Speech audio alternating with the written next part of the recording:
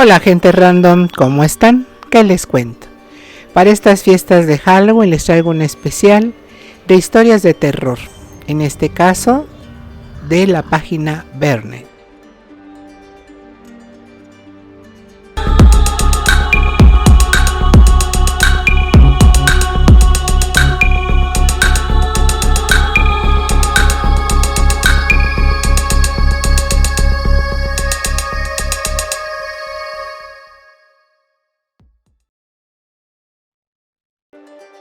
Una familia compuesta por dos pequeños y sus padres viajaban por carretera cuando el coche se les averió. Los padres salieron a buscar ayuda y para que los niños no se aburrieran, les dejaron con la radio encendida. Cayó la noche y los padres seguían sin volver, cuando escucharon una inquietante noticia en la radio. Un asesino muy peligroso se había escapado de un centro penitenciario cercano a su casa y pedían que se extremaran las precauciones.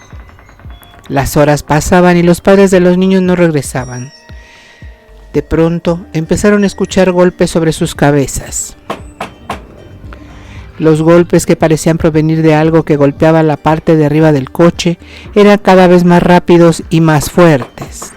Los niños, aterrados, no pudieron resistir más, abrieron la puerta y huyeron a toda prisa. Solo el mayor de los niños se atrevió a girar la cabeza para mirar qué provocaba los golpes. No debería haberlo hecho. Sobre el coche había un hombre de gran tamaño, que golpeaba la parte superior del vehículo con algo que tenía en las manos. Eran las cabezas de sus padres. Hace unos años, en un campamento, hubo un grupo de jóvenes que durante una excursión se perdió. Tras varias horas perdidos, encontraron a un hombre solitario. Llevaba un hacha a la espalda y no le daba buena espina. Pero desesperados le preguntaron cómo se llegaba al pueblo. A pesar de la primera impresión, el hombre resultó ser súper agradable. Les dijo que se llamaba Yoduloso y les acompañó hasta el pueblo, donde se despidió. Antes se hizo una foto junto a los jóvenes. El grupo de jóvenes contó en el pueblo que el hombre los había llevado hasta allí y se llamaba Yoduloso, pero los vecinos de la localidad dijeron que aquello era imposible. El único Yoduloso que había habido en el pueblo falleció hace más de 100 años y murió de una forma horrible. Un grupo de niños jugaba a la pelota y se le escapó. Yoduloso fue por ella. Llevaba un hacha en la mano y tuvo la mala suerte de tropezar y cortarse su propia pierna. Murió desangrado. Los jóvenes escucharon, incrédulos, y pensaron que incluso a pesar de las coincidencias del nombre y de que aquel señor también llevaba un hacha, era imposible que se tratara de la misma persona. Sin embargo, cuando revelaron aquella foto que se había hecho al llegar al pueblo, se percataron de algo que les hizo cambiar de parecer. Yoduloso había desaparecido de la fotografía. Hace muchísimos años, venía a los campamentos un joven llamado Manitou. Debido a su mal comportamiento, fue expulsado del campamento y decidió vengarse durante toda la eternidad. Aunque esto ocurrió hace muchísimo tiempo, Manitou siguió visitando los campamentos. Podemos saber que está cerca porque antes de su llegada se puede escuchar un sonido similar al de un tambor. En ocasiones, al despertar algunos niños, se han dado cuenta de que les habían dibujado en la frente o por el cuerpo una letra M en color rojo. Está pintada con sangre. Esta es la historia de una joven que la llamaremos Sara. De pequeña, Sara tenía miedo a la oscuridad hasta que adoptó a un perro que le hacía compañía. Durante años, Sara dormía tranquila porque sabía que bajo la cama estaba su perro, y si tenía miedo solo tenía que extender la mano. Entonces el perro empezaba a lamerla hasta que se quedaba dormida. Así pasaron los años y Sara se hizo adulta. Una noche, en la radio, escuchó que cerca estaban en busca y captura de un asesino muy peligroso. Sara, acompañada de su perro, no tenía miedo. Se metió en la cama, extendió la mano hacia el borde y el perro, como todas las noches, empezó a lamerla. Durmió del tirón. y al despertar le sorprendió que el perro se hubiera cansado de lamerle la mano en toda la noche, o eso creía. Al abrir los ojos encontró al perro muerto sobre el suelo de la habitación. Bajo la cama, un hombre seguía lamiéndole la mano. Varias adolescentes habían ido a pasar la noche en casa de una amiga, aprovechando que sus padres estaban de viaje. Cuando apagaron las luces, se pusieron a hablar de un viejo al que acababan de enterrar en un cementerio cercano. Se decía que lo habían enterrado vivo y que se le podía escuchar arañando el ataúd, intentando salir. Una de las chicas se burló de aquella idea, así que las otras la desafiaron a que se levantara y fuera a visitar la tumba. Como prueba de que había ido, tenía que clavar una estaca de madera sobre la tierra de la tumba. La chica se fue y sus amigas apagaron la luz otra vez y esperaron a que volviera. Pero pasó una hora y otra más, sin que tuvieran noticias de su amiga. Se quedaron en la cama despiertas, cada vez más aterradas. Llegó la mañana y la chica no había aparecido. Aquel mismo día los padres de la chica regresaron a casa y junto al resto de padres acudieron al cementerio. Encontraron a la chica tirada sobre la tumba, muerta, al agacharse para clavar la estaca en el suelo. Había pillado también el bajo de su falda. Cuando intentó levantarse y no pudo, creyó que el viejo muerto la había agarrado. Murió del susto en el acto. Una adolescente está cuidando por primera vez a unos niños en una casa enorme y lujosa. Acuesta a los niños en el piso de arriba y cuando apenas se ha sentado delante de la televisión, suena el teléfono. A juzgar por su voz, el que llama es su nombre. Jadea. Ríe de forma amenazadora y pregunta: ¿has subido a ver a los niños? La nana cuelga, convencida de que sus amigos le están gastando una broma. Pero el hombre vuelve a llamar y le pregunta: ¿has subido a ver a los niños?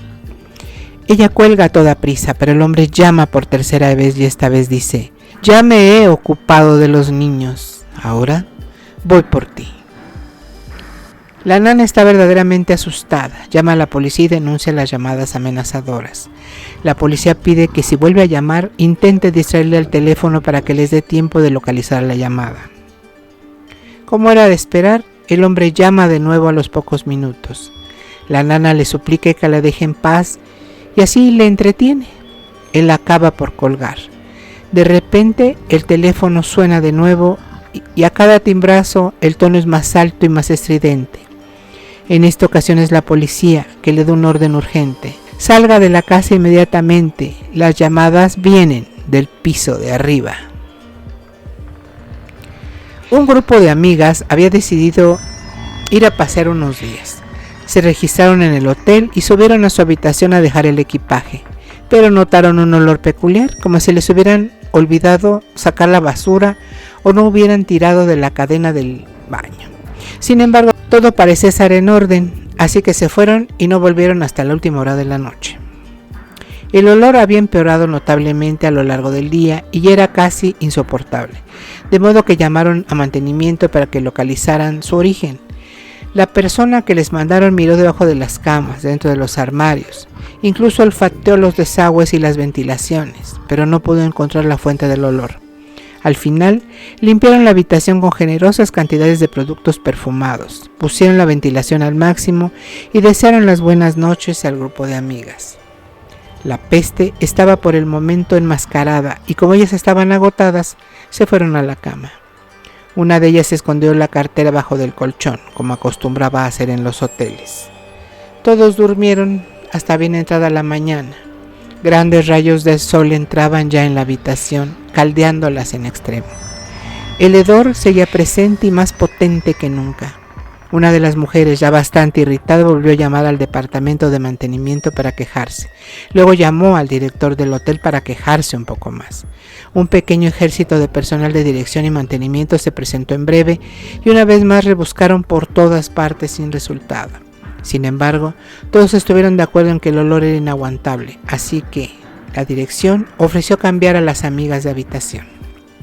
Recogieron sus cosas para bajar al vestíbulo, pero cuando la señora, que había escondido la cartera, hurgó debajo del colchón, tocó algo que parecía sospechosamente una mano humana. Quitaron el colchón de encima de la cama y ahí, en un hueco practicado entre los muelles del somier, había un hombre muerto. Era evidente que lo habían asesinado en la habitación y el asesino lo había escondido entre el colchón y el somier. Había recortado una parte de los muelles del somier para que el cuerpo no formara un bulto en la cama. Una niña de 7 años se había quedado con su abuela en su pequeño piso porque sus padres se habían ido al cine. Todo fue normal, cenaron y se rieron un rato charlando juntas. A las 10 de la noche la abuela se puso a hacer labores de costura y la niña se puso a ver la tele, pero de repente a la abuela le entró una sed increíble y le dijo a su nieta si le podía traer un vaso de agua. «Está oscuro». «No temas, sigue el pasillo que justo al lado de la puerta del baño hay un interruptor». La niña se decidió a ir y al entrar al pasillo no veía nada porque estaba muy oscuro, por lo que se arrimó a una pared y fue palpando y tanteando a ciegas en busca de un interruptor. Al seguir andando y llegar al marco de la puerta del baño, se paró y siguió tanteando y de repente notó que una mano huesuda intentaba arrastrarla a la oscuridad del baño. La niña logró apartarse y fue llorando a su abuela. Desde entonces, la niña está en tratamiento psicológico. ¿Qué pasó si solo estaban ellas dos en la casa y la abuela estaba en el salón cosiendo?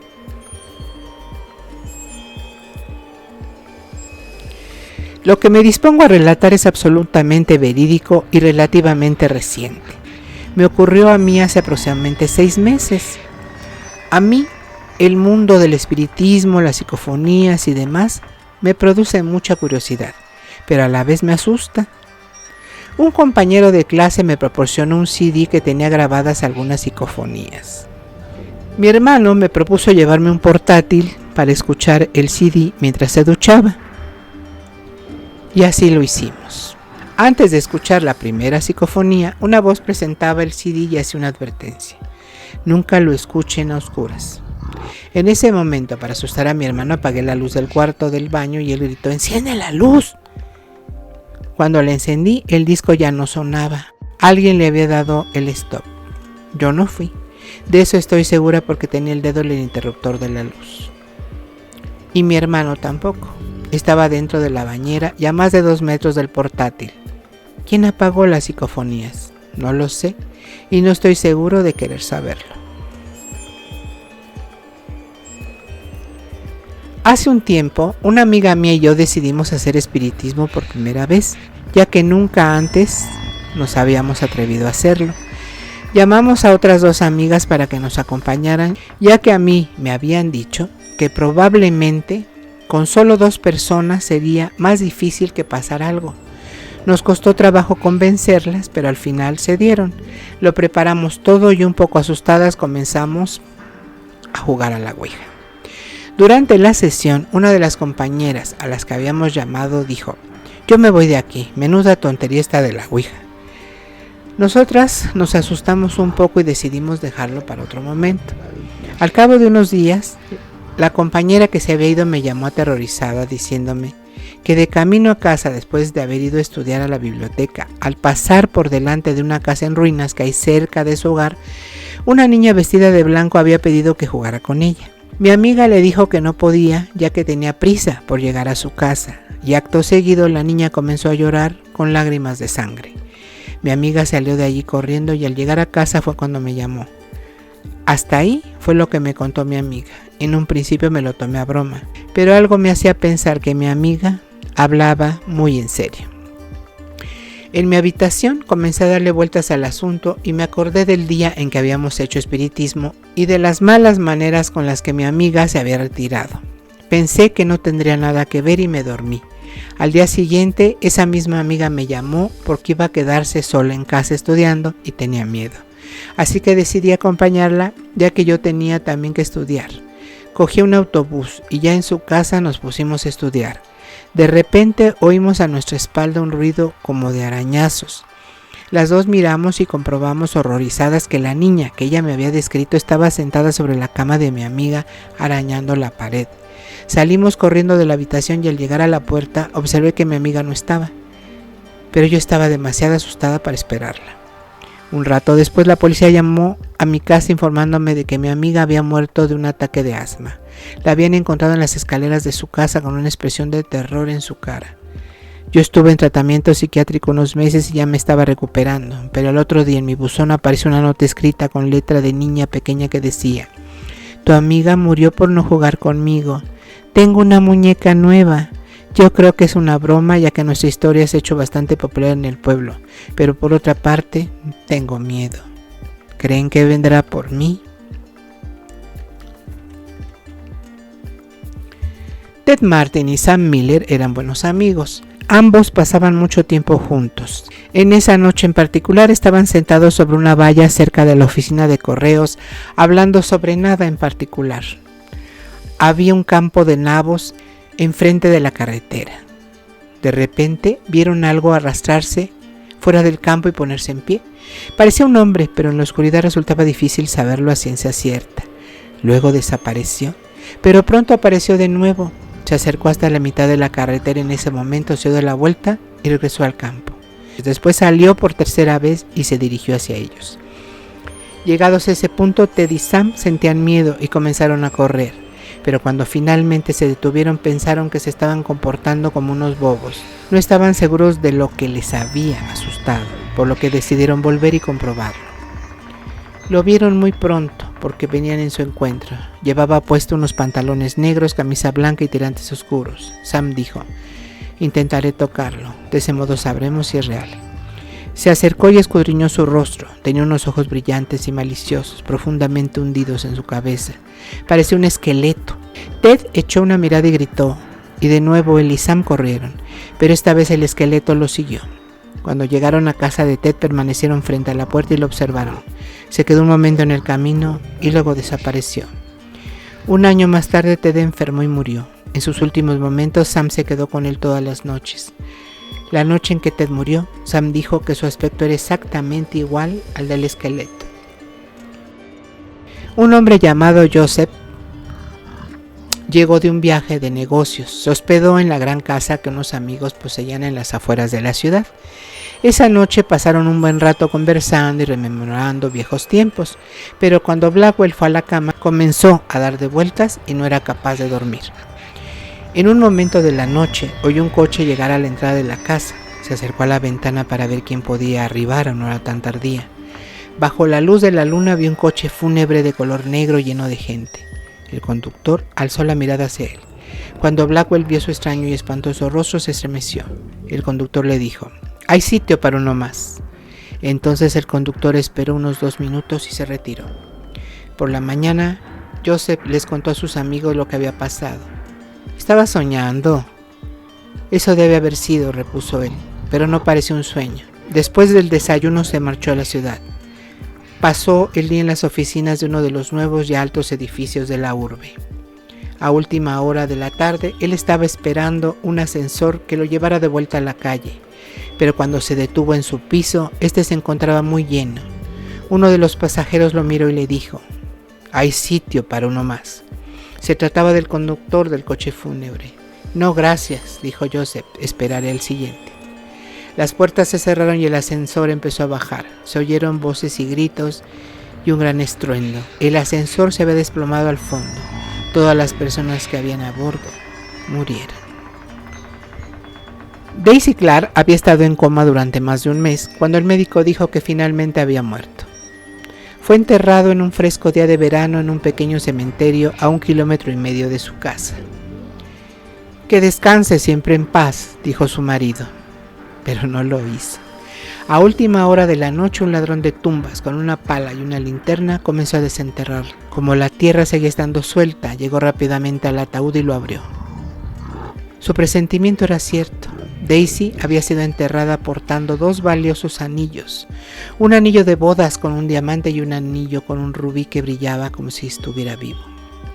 El ladrón se arrodilló y extendió sus manos dentro del ataúd para arrebatar los anillos, pero estaban totalmente adheridos a sus dedos, así que decidió que la única manera de hacerse de ellos era cortando los dedos con un cuchillo. pero cuando cortó el dedo con la alianza, este comenzó a sangrar y Daisy Clark comenzó a moverse. De repente ella se sentó. Aterrorizado, el ladrón se puso en pie, golpeó accidentalmente la linterna y la luz se apagó. Podía oír a Daisy salir de su tumba. Al pasar junto a él en la oscuridad, el ladrón se quedó allí, congelado de miedo, aferrando el cuchillo con la mano. Cuando Daisy lo vio, se cubrió con su sudario y le preguntó: ¿Quién eres?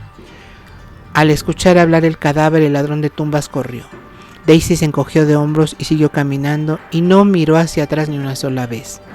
Pero llevado por su temor y confusión, el ladrón huyó en la dirección equivocada. Se lanzó de cabeza en la tumba aún abierta, cayó sobre el cuchillo que llevaba en su mano y él mismo se apuñaló.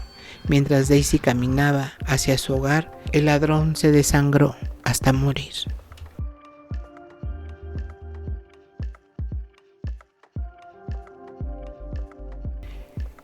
Gente random, ¿qué les han parecido estas historias? Les deseo muy felices fiestas, muy felices días de muertos, y los que celebren Halloween, pues también que pasen muy feliz fiesta de Halloween. Gente random, hemos llegado al final de este video. Esperamos que les haya gustado. No olviden suscribirse y darme un like. Hasta la próxima.